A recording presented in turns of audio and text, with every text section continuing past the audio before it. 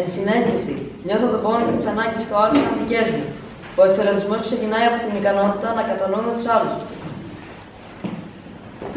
Θυσία. Προσφέρω τον χρόνο μου, την ενέργειά μου και την αγάπη μου στους άλλους, χωρίς αντάλλαγμα. Η θυσία δεν είναι απώλεια, είναι προσφορά με καρδιά. Όλοι μαζί μπορούμε να επιτύχουμε ό,τι φαίνεται ακατόρθωτο. Ο εθελοντισμός μας ενώνει για ένα κοινό σκοπό.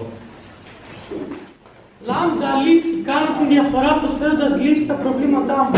Μικρές πράξεις, μεγάλες αλλαγές. Μπράβο. Όμικρον.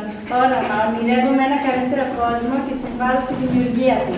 Ο εθελοντισμός είναι το πρώτο βήμα για να αλλάξουμε τον κόσμο.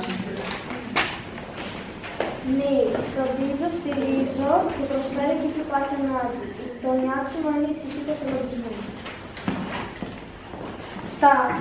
Πηγαίνω κόντρα στις δυσκολίες, τολμώντας να κάνω το καλό.